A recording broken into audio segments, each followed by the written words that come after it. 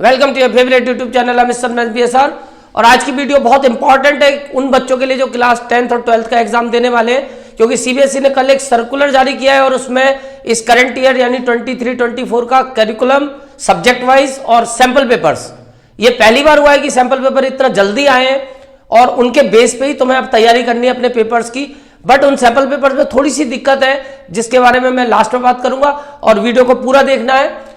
यहां सबसे पहले हम कैरिकुलम की बात करेंगे तो लगभग जो लास्ट ईयर का सिलेबस था, जो रेशनलाइज सिलेबस था यानी 30% रिड्यूस किया हुआ था, जिसके बेस पे अब नई एनसीईआरटी आ गई है मार्केट में, वही सब कुछ है। यानी कि कैरिकुलम में कोई ज्यादा डिफरेंस नहीं है, हमारा जो सिलेबस था पहले साल का वही सेम रिपीट हुआ है।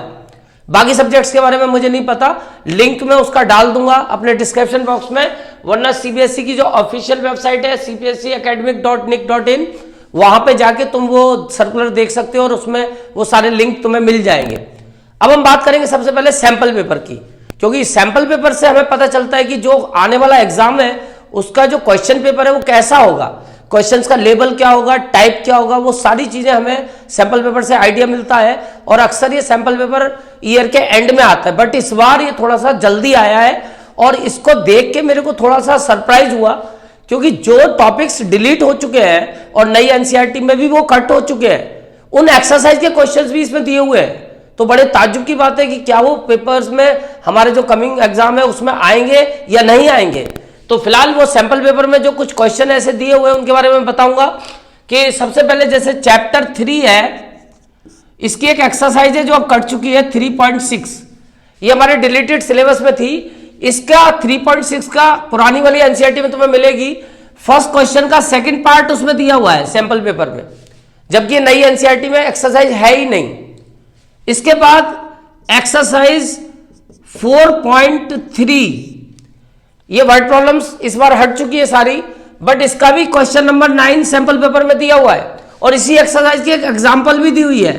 Example 15 down stream up stream का एक क्वेश्चन है, वो भी सैंपल पेपर में दिया हुआ है, जबकि वो भी नई एनसीईआरटी में नहीं है, यानी हमारे कैरिकुलम के अकॉर्डिंग वो नहीं आना चाहिए, लेकिन फिर भी वो सैंपल पेपर में ऐड किया हुआ है। तो बड़ा कंट्राडिक्शन है ये कि पता नहीं कैरिकुलम से मैच क्यों नहीं कर रहा और क्या ये एग्जाम में आएगा। तो फिलहाल अभी आगे बढ़ते हैं, और भी एक टॉपिक है एक्सरसाइज 13.3, ये भी कट चुकी है, नई एनसीईआरटी में नहीं है, बट इसका एक क्वेश्चन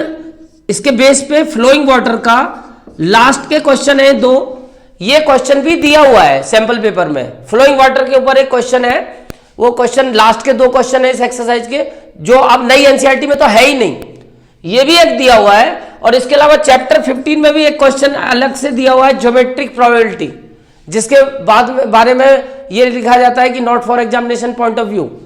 तो कुल मिला के सैंपल पेपर से बड़ी प्रॉब्लम हो रही है और ये मुझे भी होगी और तुम्हें भी होगी, क्योंकि ये जो प्रॉब्लम्स हैं, इसके अलावा एक चैप्टर 12 में भी एक क्वेश्चन है, चैप्टर 12 में एरिया रिलेटेड टू सर्कल का एक क्वेश्चन है जो अब एक्सरसाइज कट चुकी है, एक्सरसाइज 12.3,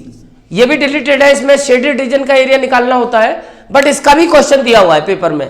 तो ये जो सैंपल पेपर में 5-6 क्वेश्चन ऐसे हैं जो नई एनसीईआरटी के अकॉर्डिंग तो है ही नहीं, बट ये पेपर में दिए हुए हैं, तो अब शायद इनको तैयार करना पड़ेगा। लेकिन घबराने की जरूरत नहीं है, जब तक मैं हूं तब तक डरने की जरूरत नहीं है, क्योंकि मैं तुम्हें पहले से ही मेरी सारी प्ले लिस्ट पे जाओगे तो सारी वीडियोस तुम्हें इनकी टॉपिक्स की मिलेंगी। इसके अलावा आने वाले सेशन में भी मैं करंट में तुम लोगों को लाइव्स दूंगा और इन सारे क्वेश्चंस को भी हम कराएंगे,